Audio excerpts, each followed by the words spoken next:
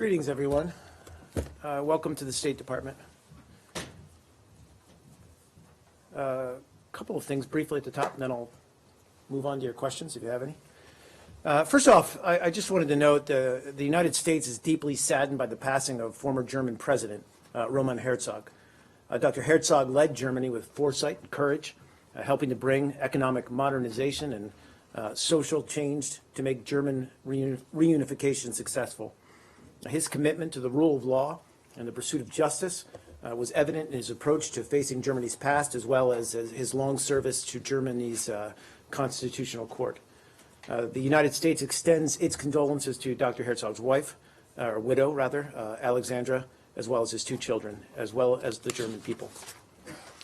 Also, wanted to note our strong condemnation of this morning's terrorist attack on the parliamentary buildings in Kabul that killed 38 Afghans and wounded more than 70 people. An attack on parliamentarians is, frankly, an attack on democracy. We extend our deepest condolences to the families and friends of those killed and injured. We're also, and you're probably all of you tracking as well, we've also seen reports of an additional attack in Kandahar. We're still gathering all the facts, looking into it. I don't have anything to confirm at this point, but as we do get more information in, we'll obviously share that with you. But in short, I can say that the United States stands strongly with the people of Afghanistan and remains firmly committed to building a secure, peaceful, and prosperous future for Afghanistan. Yes. Hi. Secretary Kerry said today in his remarks that he had not met with Rex Tillerson yet, but he sort of implied that he would soon. Do you have any indication of whether that meeting would be this week or next week or when that might happen? I don't. I think they're still looking into it and looking at the logistics, frankly. The Secretary's been very busy himself, and obviously Mr. Tillerson's in town for his confirmation hearing tomorrow. Obviously, both individuals, well, I can't speak on behalf of Mr. Tillerson, but I know Secretary Kerry is very willing and eager to sit down with him and talk more. They've spoken once by phone already. So I don't have anything to confirm. Obviously, when we do, we'll let you know. So there's nothing on the books right now? Nothing on the books right now, still trying to figure it out. Okay, and what would Secretary Kerry hope to accomplish in a meeting with Mr. Tillerson? What does he kind of want to impart? Sure. I think, I know Secretary Kerry's spoken about this, I think it's just a chance for him to have a one-on-one conversation, to consult with him on what he views as the major issues, and to share with him his viewpoints on some of these major issues. I mean, all of you have heard how he feels about some of the major muscle movements of this administration in terms of foreign policy, whether it's climate change, whether it's the Iran nuclear deal. But I think the Secretary certainly would value the opportunity to sit down one-on-one with Mr. Tillerson and really talk about some of the challenges that he sees going forward. Is it simply a question of scheduling, or is there some reluctance? No, I think it's, I mean, as far as I know, it's simply a matter of just aligning the two schedules. If there isn't a meeting today, it won't happen before the nomination hearing. Without divulging the Secretary's schedule, he may be out of town for a few days, so they would have to align all of that. We may have more to say about that later today, but at this point, it's just trying to align the schedules of two very busy. Do you have any plans to divulge the Secretary's schedule? As soon as I have something to announce, I will forthrightly announce it. Yeah, no worries. Yeah, see what we can do. Afghanistan.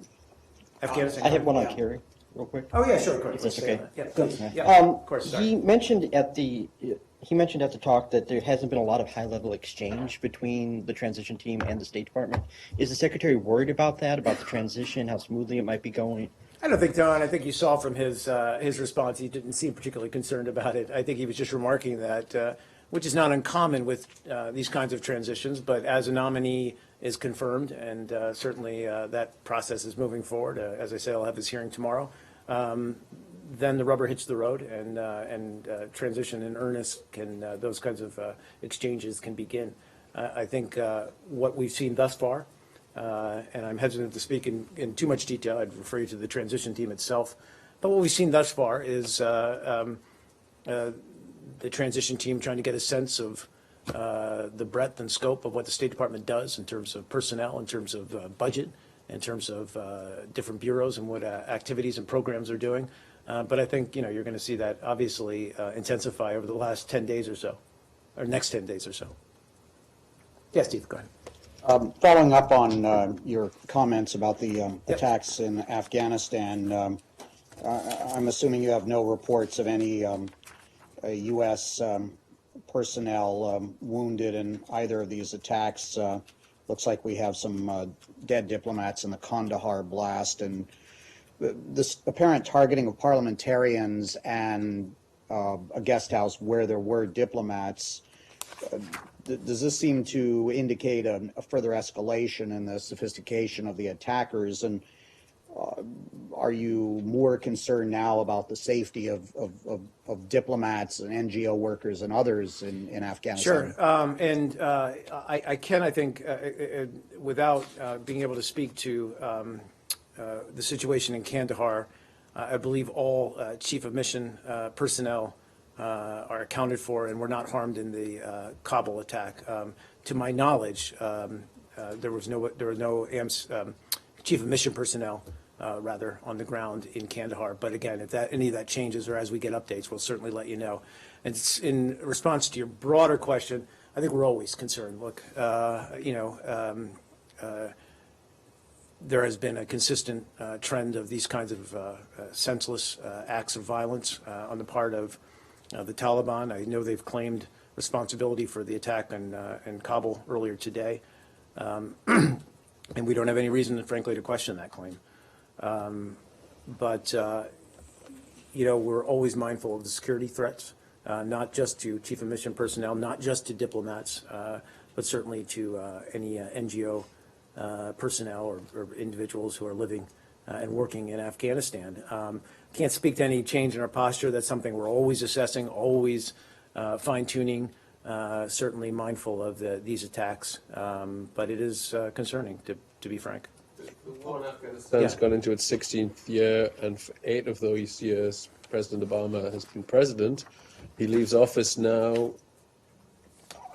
How content is he with the situation on the ground in Afghanistan? Is this in the success column? I think it's in the work in progress column, and I think this president and indeed the secretary have spoken frankly about the fact that we don't want to see Afghanistan slide back into what it was. We, and by we I mean not just the U.S. but the international community, NATO and its partners on the ground, and indeed the Afghan government and the Afghan people have worked far too hard to see those gains slip away. It's about building the capacity of the Afghan security forces and consolidating their strengths. Ultimately, much as we're trying to do now in Iraq, we're trying to build the capacity of the Afghan security forces to determine and to provide for the security of the Afghan people. We've also, as you know, worked hard to foster Afghan-led peace process, which again ultimately is, we believe, the way forward, and we encourage that. Are we always? I don't think we can possibly look at it though and say, mission accomplished. We would certainly not say that. But at the same point, we're not going to say we're not going to encourage any kind of walking away from the situation there. And you say you don't want to see it slide back into what it was. Do you mean in the sense of a threat to United States interests outside of Afghanistan because of base of terror? You can make the argument. Or do you want it to be a stable, nice place for Afghans to live in? I think the two are mutually reinforcing. I think we don't, from purely a national security viewpoint, we want to see a strong, stable, democratic Afghanistan that can never again provide a safe haven for Al-Qaeda or any other terrorist organization. Just to follow. Yes.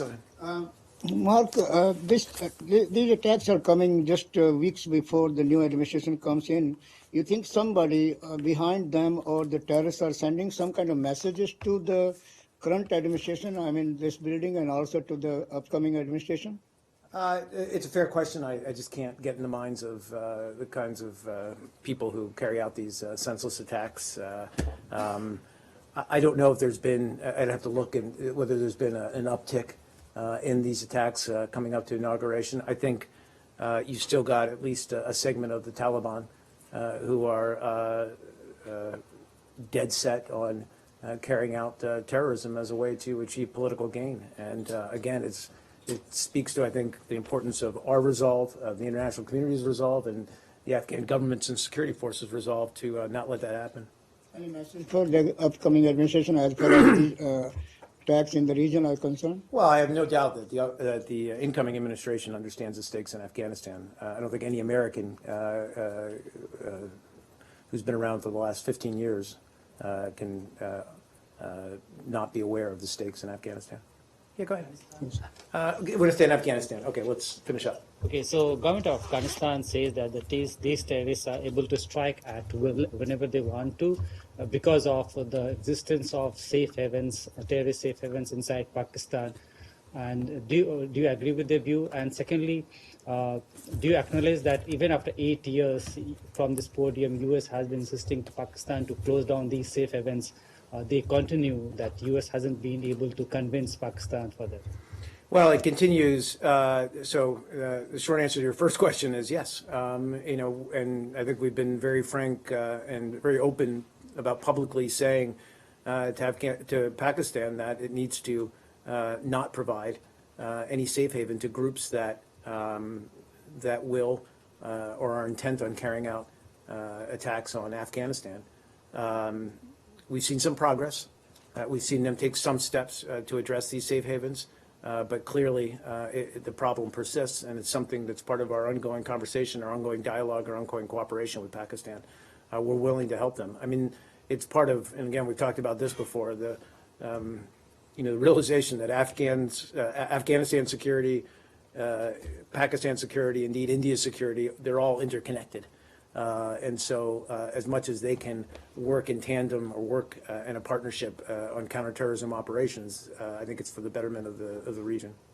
Given that the Pakistan's reluctance to act against these safe havens, do you think there is need to review the U.S. policy itself towards Pakistan? I don't want Because to. it's I'm not certainly working. not going to announce anything. I don't have anything in that regard to speak to, except to say that it is an ongoing issue of concern. It's something we raise regularly with Pakistan's leadership. Part of it is, one could argue, the difficulty of going after some of these safe havens, given the remote areas that they're in, and providing or ensuring that the Pakistan military has the capabilities to do so. But it's a persistent problem. Thank you. Yep. On Friday, we discussed here the U.S. guarantee of a $1 billion loan to Iraq. And you very helpfully clarified that it was a loan guarantee and not a loan, so thank you for that. It was But Kirby who did that. Well, I mean... He's smarter on that stuff than I am. No, I'm just kidding. The plural you. Yes, that's right. The royal you. Yes. Your royal folks. Okay. But Go the ahead, I'm second sorry. part of the question, there's a problem in the answer, because it is, in that question, just to remind ourselves, was what assurance was there that the Kurdistan region would receive its fair share? And the answer assumed an agreement on budget sharing. But Iraq's National Assembly, Kirby explained that this budget law had referred to, sharing revenues, but there is no real agreement on the budget sharing, because when the National Assembly passed that law, it changed the language in such a fashion as the Kurdistan region will receive more revenue if it does not reach an agreement does not abide by this agreement with Baghdad. If it just sells oil on its own, we'll get more revenue from that. So why get less money from Baghdad? So there is, in reality, no agreement about budget sharing, which means that the Kurdistan region won't see any part of any loan that the Iraqi government might conclude, which the U.S. has guaranteed. So my question, are you involved in any effort to resolve this dispute between Baghdad and Erbil, and are you hopeful of a resolution? So these discussions between Baghdad frankly, Baghdad and the KRG on budgetary issues are an internal matter, an internal Iraqi matter. And so I have to refer you to the government of Iraq. I think we're encouraged by what we would view as the unprecedented cooperation that's been shown between Baghdad and the KRG in the overall fight against Daesh and the liberation of Mosul, which is ongoing, as you know. And we believe that the sovereign loan guarantee will help the government of Iraq meet the needs of all Iraqis. And by all Iraqis, I mean including those in the Kurdistan region. So to sum up, internal matter for them to discuss, but we hope that this, as I said, this arrangement would benefit and meet the needs of all Iraqis, including those in Kurdistan region. Well, if one had a less benign view of what Baghdad might do, and was not hopeful that it would share the money with the Kurdistan region, are there other ways to address this problem? Because the need of the Kurdistan region is not less than that of Baghdad, and maybe something like guaranteeing a loan to. Would you consider guaranteeing a loan to Erbil just like you did to Baghdad? I don't think we're at that point. I don't think that's something we're necessarily looking at. Look, I mean, as I said, we've signed this loan. We believe it should be the benefit of all Iraqis, and that includes the citizens or the people of the Kurdistan region. But as you well know, the United States has also taken measures to help Kurdistan regional government and the people there. I think we've provided over $1 billion in humanitarian and emergency assistance through our Bureau of Population Migration and Refugees, rather. And the majority of those funds have gone to the Kurdistan region. But we're not talking about another loan guarantee at this point that I'm aware of. We expect this to be resolved internally. Well, let me formulate last way of formulating Yeah, it. sure. Because as the United States did guarantee this loan, assuming that Baghdad will in fact get a considerable loan from someplace guaranteed by the United States, is it your intent to use your influence with Baghdad to make sure that that money is also shared with the Kurdistan region? Well, as you note, it is a loan, and that does give us some degree of influence on how it's used. I think I would just stay where I was, which is I thought I was very clear on the fact that we believe that this money should be shared and should be available to all Iraqis, and that includes the Kurdistan region. Okay, I'll stop there. Please, sir. Syria? Yeah, please. Yeah. During yesterday's briefing on the context of political transition in Syria, Kirby said that's a UN-led process, and the opposition and the regime begin to have a discussion about what a political transition can look like in Syria. I was wondering where PYD stands for State Department in this process. Sure. Like, do you consider PYD as a part of opposition, and also if State Department would support PYD to take part in any meeting organized by UN-led process? Okay, sorry. So just to make sure I heard, so you're talking about how the PYD would fit into any kind It's of opposition and the regime political process. Yes, balance. of course. And then the other question was whether we would participate in Whether you that. would support Or PYD support. taking part in this Okay, process. I see. Well, look, first of all, as we've said very often over many, many, frankly, years, we believe that a UN-sponsored political solution is the only way to resolve the conflict in Syria and end the now 6-year-old war there. And our position has not changed. So we would like nothing more than to see this political negotiations back up and running in Geneva, because ultimately, as I said, that's what's going to, we believe, lead to some kind of process and political transition that is in the interest of the Syrian people. Now, who participates in that? That's really for the groups involved and the Syrian people to determine. What our position has been, broadly speaking, in addressing your specific question, is that the Syrian Kurds, that this process has to include all Syrians, and that includes the Syrian Kurds. So you're saying the PYD can take part on the table? At some point, they have to be a part of this process, is our consideration. And one more question. Yep. Washington Post published an article a couple days ago on training program of Syrian Democratic Forces. Yep. The article points that during the training program, recruits must learn the ideology of Abdullah Öcalan, who is the leader of the terrorist group PKK.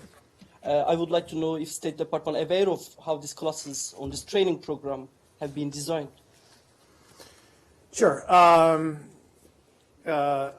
So I'm not aware of the. I'm aware that of the article and the different vignettes or stories conveyed in it. I can't speak to whether, in fact, that's the case or not. I can't verify that. What I can say is, with regard to the question of whether we provide support to the Kurdish militant groups, the YPG and the PYD, we provide some support, but it's tactical support to Syrian Democratic Forces, and that's focused on defeating Daesh, nothing else. But the article also points that during the classes, the American advisors also present in the scene. So basically, the American advisors that are being sent by the Washington also takes part in the class, during the class. Well, again, what I can say is that we do have advisors on the ground. We talked about that before. And they are working, I said, as providing support, some of it tactical support, for these different groups who have been very effective at going after Daesh and destroying it and dislodging it from the territory it's holding in northern Syria. But, and I think Kirby was very clear on this the other day, we regard the PKK as a foreign terrorist organization, and we support Turkey in its efforts to confront that organization, and we strongly condemn the PKK's actions to harm or kill Turkish security forces. One last one. Yeah, please. Have you received any report from these advisors that during the classes, very strong anti-Turkish rhetoric is used in these training programs? I have not. I'm not aware of it personally. I just don't have that sense of it. Again, I think it's important, and I just want to make very clear that, because, and it's not just some of the things in this article, but other things we've been seeing circulating, we do not provide weapons to the YPG. We provide them with tactical support, air support for some of their operations. We do that out of our belief that they are a very capable fighting force, as are other Syrian groups like the Syrian Arabs and the Syrian Turkmen, in going after ISIL and going after Daesh. There's no other secondary reason for any kind of support we would offer these groups. And we're mindful, sorry, just to finish, and we're mindful of the sensitivities. Obviously, we're mindful of Turkey's concerns about this group. Sorry. And no weapon, but is State Department also aware of the curriculum of these training programs? I mean, what's being taught to recruits? I'm sorry, one last time. I was wondering if State Department aware of the curriculum, the schedule of this training programs, what's being taught to... I wouldn't be able to speak to that. I just don't know. It might be a question better directed to Department of Defense. I'll get to you. Yep, I'll get to you. Yep. Thank Please. you. Follow up. A few months ago, Secretary of Defense, Mr. Carter, was on the Hill, and he was basically telling, I think it was Senator Graham, that U.S. indeed giving weaponry support to Syrian Kurds. Do you think there is some? No, I'm sorry. I don't have his testimony in front of me. I think what we have done is we've provided equipment to some of the vetted Syrian Arab elements of the Syrian Democratic Forces, and that equipment has included ammunition, other tactical equipment to assist in their counter-Daesh operations. But those are vetted Syrian Arab groups. We've not provided, that I'm aware of, any military hardware or weaponry to Kurdish forces. Syria, Turkish forces and Turkey-backed forces are still sieging the Al-Bab. Yeah. It has been, I think, for weeks now. Do you have any update on the coordination with the Turkish forces around? Sure. I actually, a little bit more detail I think I can provide. as you know, and you noted, we have been supporting Turkish operations in northern Syria to help secure its border, to help counter the flow of foreign fighters, and that's been pretty successful. In fact, the Secretary was citing this in his remarks earlier today, and that's been through airstrikes, intel, critical intelligence, and we've also partnered with Turkish forces on the ground. But specifically, with regard to Elbab, the coalition has now provided intelligence, surveillance, and reconnaissance support, what we call ISR support, to our Turkish partners, but to Turkish forces, and we're poised now to provide additional support as these operations continue. We're consulting with our Turkish counterparts on this, how to do it on a regular basis, and to maximize, I guess, the overall effect of our operations to counter ISIL on as many fronts as possible, because that's part of it. We want to put as much pressure as we can collectively on Daesh or on ISIL to ensure their rapid military defeat. So we're committed to defeating ISIL in Elbab and helping support Turkey and Turkish forces as they conduct those operations. Go ahead. Final question on Turkey. There's this wide-ranging constitution changes right now being debated at the parliament. I think so far 1 or 2 articles passed, and there is a criticism that this is basically changing the system, but also the regime of the country, especially on the separation of powers. What's your view on those changes? I would say that obviously we're watching it closely as a partner and as an ally of Turkey's, but I'm not going to wade into what is an internal matter between the Turkish parliament and the people to decide. But if Sure, go the criticism is that basically the regime change in Turkey, the democracy, is about values.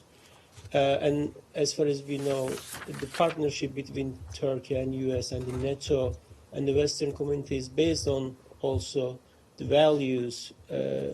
If these changes are changing and basically making a different country, isn't that something about the universal values? And I mean, sure, and we've talked about this before. The value of Turkey's democracy, as we said, matters to us, and I think it matters to the Turkish people, and we're mindful of that. And I also don't want to. We don't want to attempt to sway what is a democratic process right now, a debate ongoing in the country. But of course, we're mindful of Turkey's democratic values and our desire to see those maintained. Please go ahead. Just to follow up on Yeah, sure. what we were saying before about the support for the Yeah. Kurdish fighters and the SDF. If the PYD is not the PKK, why won't you arm them? Arming It's a fair question. You're arming the Arab elements sure. of the SDF, but the majority are Kurds. You're not arming It's a them, fair question. So you must have concerns sure, about them. Sure. Well, a couple of points, but I think overall, and we've said this all along, is that while we believe that the focus of the YPD is on defeating Daesh, and we're helping them as they take that on, as I said, through tactical support, we're also mindful of others' views, and by others I mean the Turkish government's viewpoint and the sensitivities around the YPD. Follow up to that? Of course, please. Yeah. I'm sorry. You answered the question earlier about the PYD involvement in the Syrian political process, and you said there needs to be all Syrians involved in this political process, Yes. including the PYD. Are you aware, or what's the position of other members of the Syrian support group, like Turkey, Iran, Russia, on that issue of PYD representation? Is it the same or is it different? I don't want to speak on behalf of or on the part of other members of the ISSG. Look, they weren't part of this vetted Syrian opposition, moderate opposition that was put forward. You remember early on in the ISSG process. There was this group that was put forward. But I think it's always been our consideration. And frankly, it's just kind of, if nothing else, a realistic assessment of the fact that, you know, the YPD rather is a force on the ground, is a representative group, and their voice will need to be heard in any kind of long-term solution to the situation in Syria. And it's in that spirit that we say that if there's going to be a political process that leads to a political transition, a more democratic one, it's going to have to be accepted by all of the Syrian people. Have you discussed this with any of the other members of the ISSG yet? Or? I mean, I can imagine it has been talked about, yes. Yeah, please. Asia, please. Sure. Yeah. Yes. No hurry. Yeah, you got the whole thing. I'm here all week. On the China, South Korea, Japan, Of course. and over 10 of them, Chinese military aircraft infiltrated the air defense in identification zone of South Korea and Japan yesterday on violation of Chinese government. How do you comment on this? I'm sorry, what were you talking about? The Chinese military aircraft infiltrations the air defense identification zones of South Korea and Japan yesterday. I think we've seen reports about this. I don't have any particular comment on it. Obviously,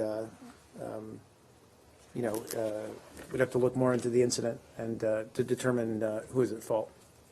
Do you think that this is the military demonstration against the U.S.?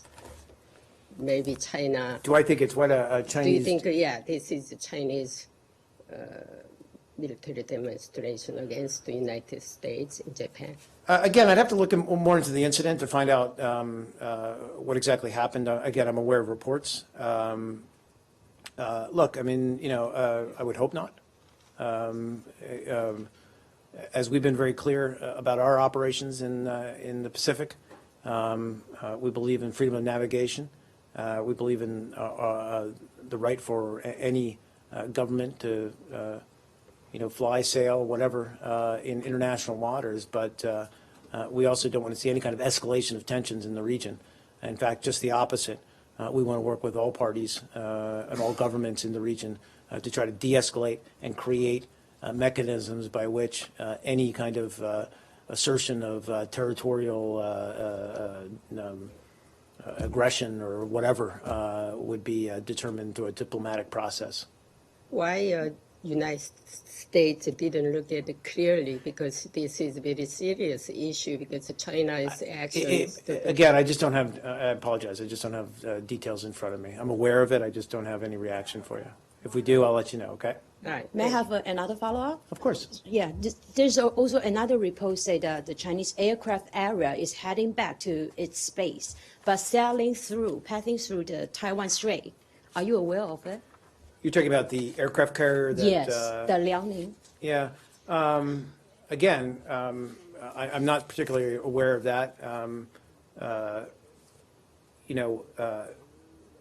I would just almost say the same thing, which is that the United States recognizes the rights, freedoms, and lawful uses of the sea and the airspace that's guaranteed to all countries in accordance with international law. Provided they're in accordance with those laws and operating within international waters, we wouldn't have a problem. Do you see this operation as a escalating or de-escalating tension? As I said, I hope not. Part of our overall strategy within that area of the Pacific and Asia is to try to de-escalate. We want to, as I said, create mechanisms for governments, for countries to talk through some of these issues that they have with regarding claims and whatever, and to try to create, as I said, diplomatic mechanisms to deal with these issues. We certainly don't want to see shows of force or any kind of escalation. Is Taiwan Strait a sort of the international sea from your perspective? I'm not sure. Okay. Yeah. Please, Steve. Yeah, go ahead. Korea, at the event this morning that Secretary Kerry spoke at, former Secretary of State Albright, talking about North Korea, referred to Kim Jong-un as, quote, a nutcase. How does the current administration characterize the North Korean leader? I'll refrain from that kind of colorful assessment. But I think, obviously, we're very concerned about both the North Korean leader's behavior, but the behavior of his regime writ large. Its intent on pursuing nuclear capabilities that is creating instability, to put it mildly, in the region, and raising the concerns, legitimate concerns, of not just along the Korean Peninsula, but among other countries, and notably China, indeed the U.S., Japan, and others. And so, it's one of those issues that when this administration transitions to the new administration, is going to remain a serious concern and a serious challenge that we need to address. India. One more North Korea. Yeah, sure, go ahead. North Korean high-ranking officers, defectors, his name is Tae Yong-ho. Recently, he confessed and have also news conference in South Korea. He said six-party talks is not working for the give up to North Korean nuclear weapons. Do you think we need still six-party talks? Do I think we need to? Six-party talks for the result of the nuclear. I'm sorry, just the nut of your question. You're saying, do I think we need to move beyond that, or to leave it behind as kind of forward to six-party talks? Yeah. I don't think we're quite there yet. I don't think we're ready to do that. I think that we're trying to address the challenge of North Korea along multiple lines of effort. One of which, as you know, is sanctions. We've now got the most rigorous sanctions regime in place against North Korea ever.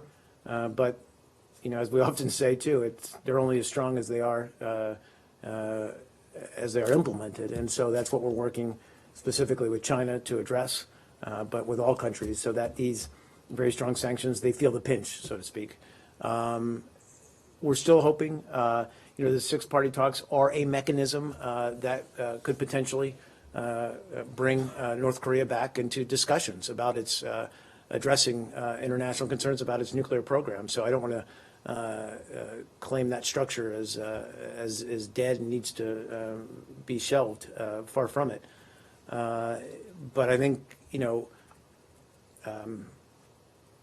then again, of course, providing for the security of our allies and partners in the region, and sending a clear message that that we're committed to providing that security.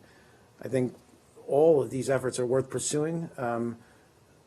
Which of them may ultimately turn North Korea around and convince the regime that it's in its interest to address the international community's concerns, I can't say. He also said that Kim Jong-un is the nuclear weapon. So Kim Jong-un never give up nuclear weapons, never give up to develop the nuclear weapons. I mean, again, I just, we're very concerned about North Korea's bad behavior, and. So we have wasting time for the six-party talks because we give them, they have plenty of time to develop nuclear weapons. Since well, again, I think 1993. I wouldn't say we're wasting time. We're looking at a variety of ways to make them see the light, but thus far we've been unsuccessful. I agree. India. Sure. Mark, Madam Nisha Desai is in India, meeting with high-level Indian officials, including Prime Minister Narendra Modi and the President of India, Mukherjee. And she praised the U.S.-India relations, and also because of her efforts and hard work as far as relations between U.S.-India. She was today, actually India time, confirmed or awarded for the highest award anybody can receive under the administration.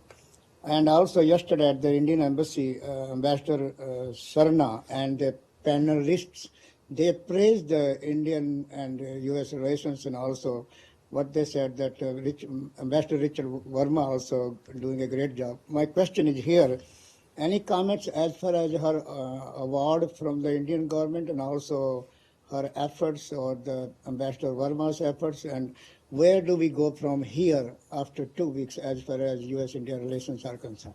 I'm sorry, who received the award? The person, I didn't hear the Madam first. Nisha Desai, Nisha Biswal. Okay, yeah. Look, I mean, you know, it's wonderful that she was given that award.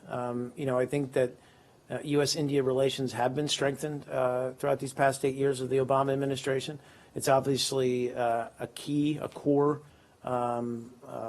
relationship for the United States. You know, I think in terms of where that relationship goes, the sky's the limit, both economically, security, what have you. I think Ambassador Verma has done a tremendous job as well. And I think the new administration will clearly recognize, and you've even seen some comments from the president-elect, of the importance that India plays, not just in the region, but in the global mix. And as I said, it's resource rich. It's playing an outsized role in global issues. And so I think we're going to continue to work hard to strengthen that relationship going forward, no matter who's president.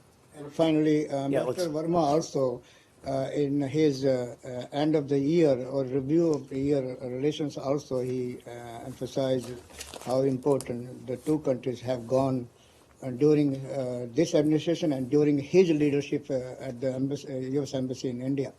Any word for him or his leadership? As I said, I know Richard. He's a very good man and a very good ambassador, and I can't think of anyone who could do a better job at strengthening that bilateral relationship. Please, Dave. So yesterday you added a number of names to the Magnitsky list of sanctions. The Russians obviously have protested angrily.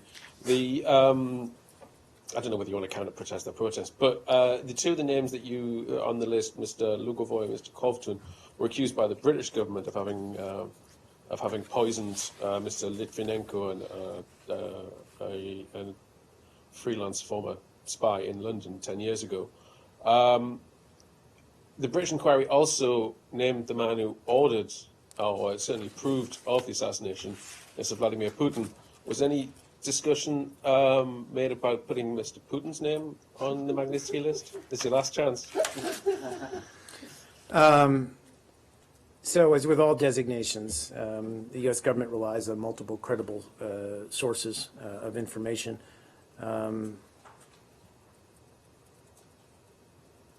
Look, I think, how I put this, I think we'll continue to examine this and other cases involving gross violations of human rights, determine whether we have enough sufficient information indicating that other individuals linked to these cases meet the Magnitsky Act's criteria. But they're acting on behalf of a Russian government, which has a legal. I understand.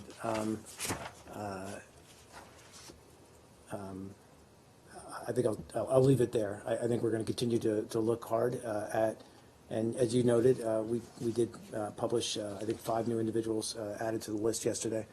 And that's like an annual update, isn't it? It is. It so is. That's the last batch that this administration will put on. It is.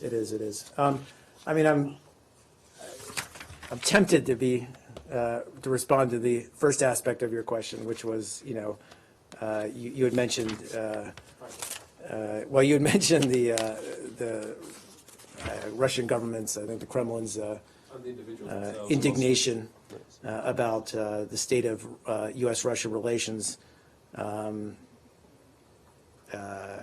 the kind of implication that we're just doing this, striking out at Russia to further harm U.S.-Russia relations.